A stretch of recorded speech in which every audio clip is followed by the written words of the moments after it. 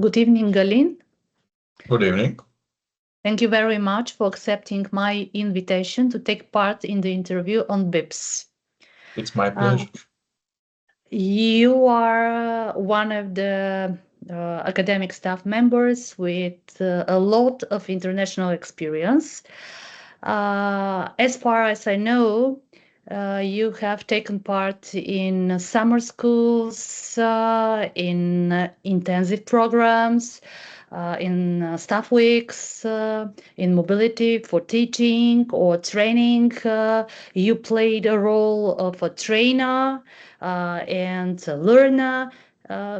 You have a lot of international experience, and I'm sure that you can share your opinion about international events, how to organize them, and how to benefit from them. Today, we will discuss BIPS, Blended Intensive Programs. It's a new type of event which combines physical component and virtual component. You have taken part in such kind of event, and I'm sure that you have opinion about BIPS. Could you share with us your opinion? There is no right or wrong answer. You can give some recommendations if you have. You're right. Yes, I have participated in a lot of mobilities, mainly teaching though.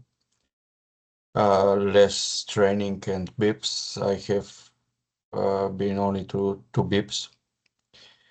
But I can say that I like the idea, the general idea of blended intensive programs, because everything is more organized, and usually when you sign up to a BIP, you have a pretty good idea what to expect from the training or from the mobility, which is not the case in a lot of the training mobilities. In training mobilities, you pretty much find out what is going to happen on the go during the mobility itself.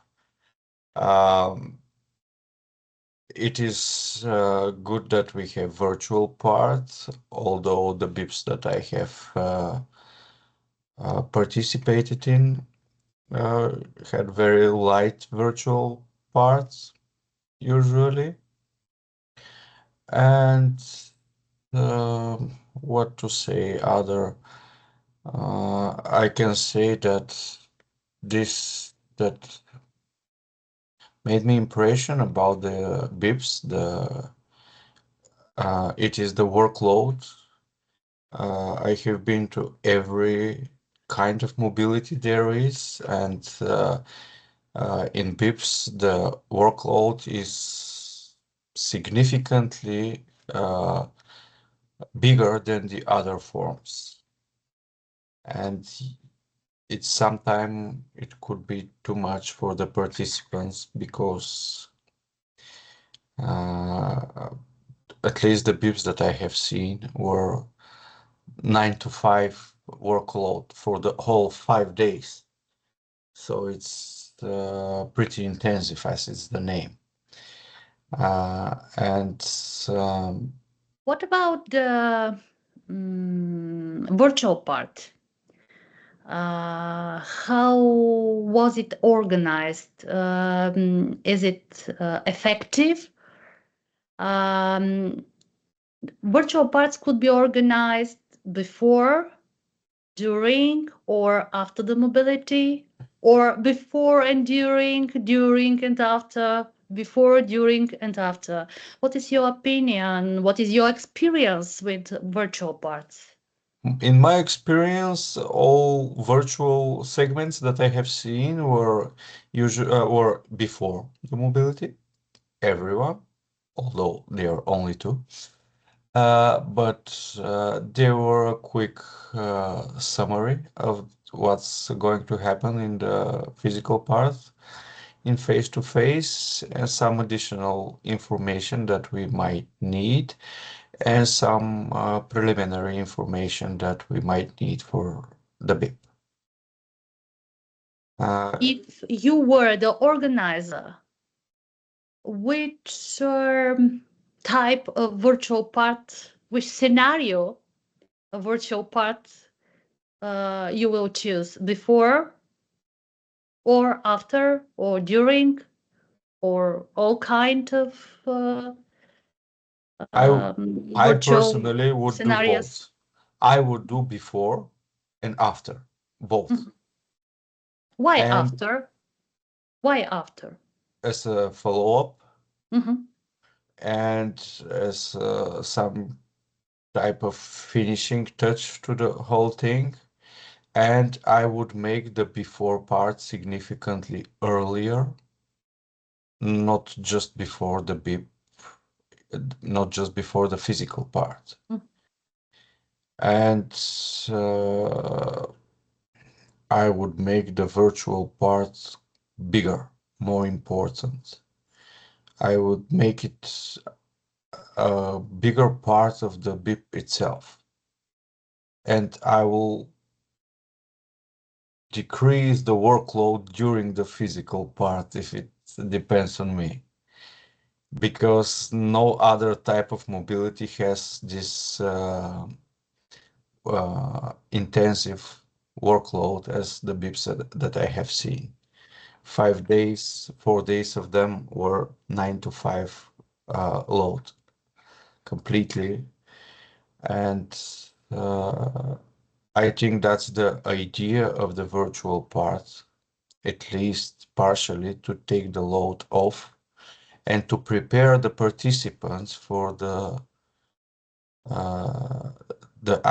physical part. Okay. What about the networking effects, which appear during the physical part or virtual part, and Uh, also focus on the, you mentioned the intensiveness of the academic issues, the load during the physical part. What should be the balance? Is it necessary to include some cultural activities, or how to balance? What will be your recommendations to the organizers? You are also a professor, and you can organize BIPs.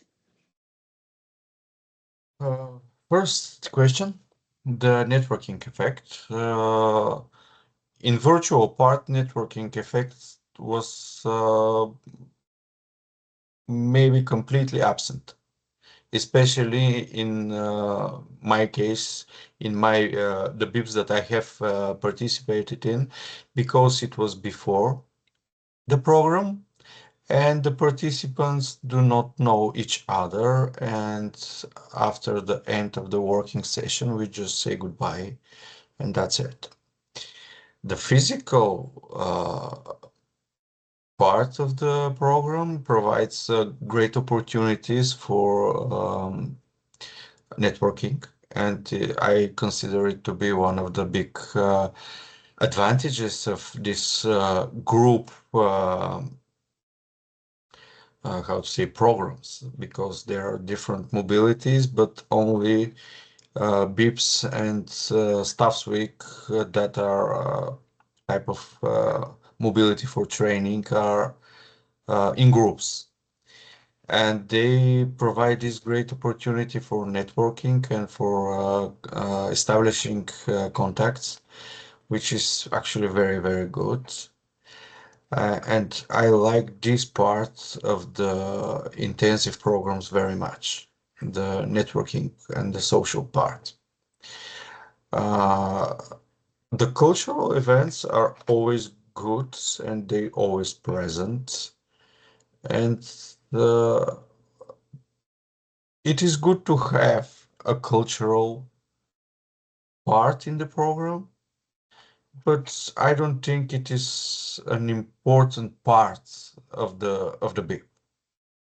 It is I myself, I consider it to be a type of how to say, having a break of the from the work during the program, and enforced networking and socializing, and combined with cultural programs. It's a good thing, but I don't think that the intensive program is revolving around the cultural day.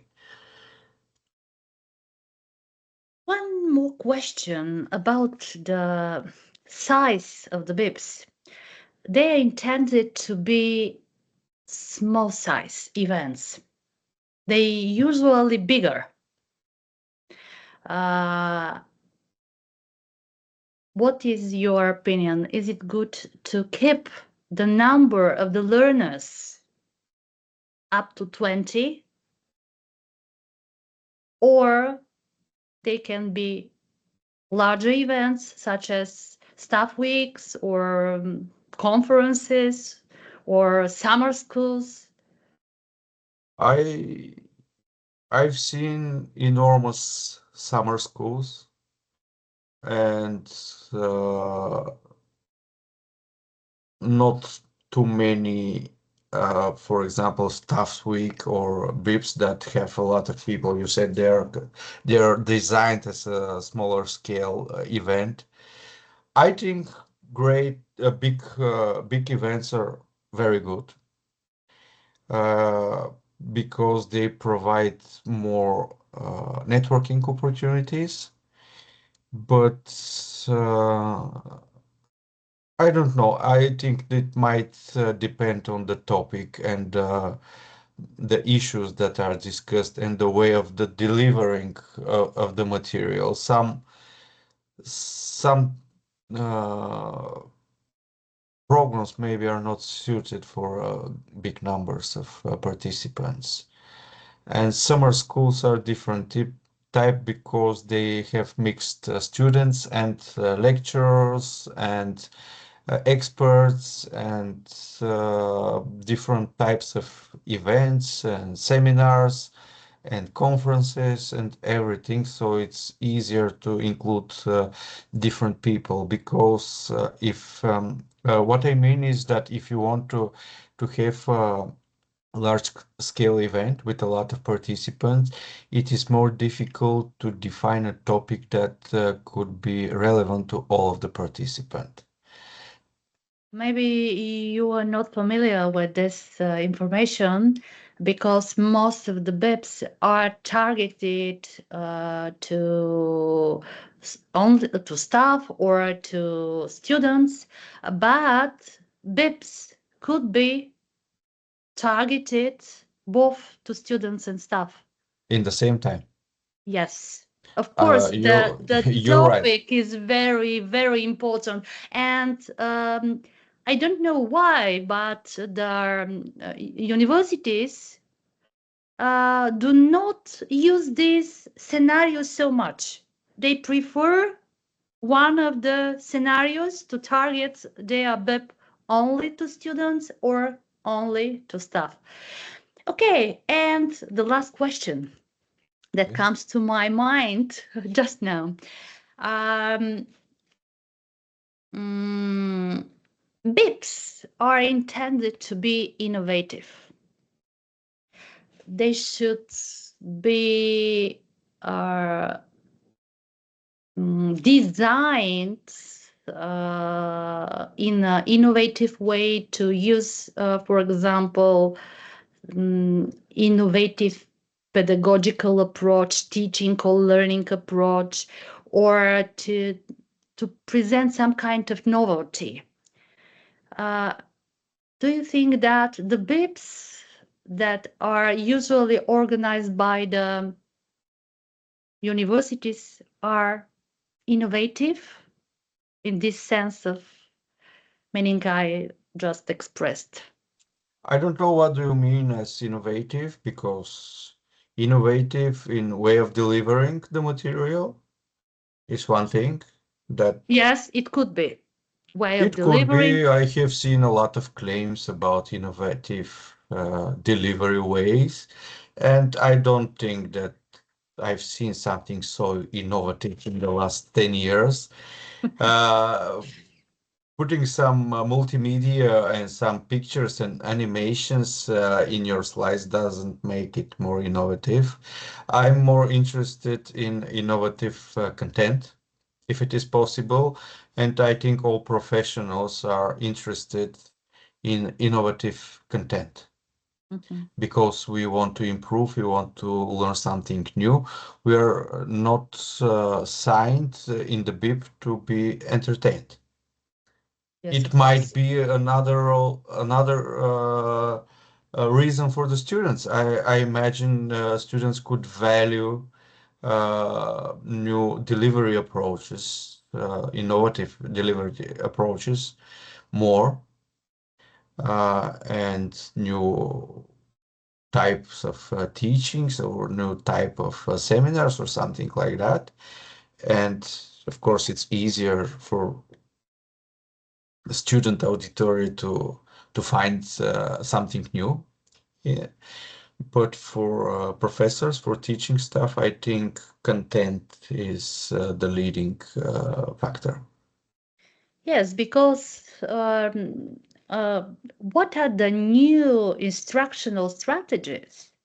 They were new many years ago, but now they are not so new for these instructional strategies that are claimed to be new and innovative, such as, for example, role playing or experiential learning or project-based learning or many other instructional They're approaches. actually not They're so not, new. yes, they're actually not so new. They're not so typical, maybe, Yeah, and but maybe they are for a not reason. new. Okay, and you're right. Maybe the innovation could be found in the content, especially for the staff. Okay, thank you very much. Thank I you for really appreciate your commitment and your feedback. Thank you, Marcel. Have a nice evening. Bye bye. Bye.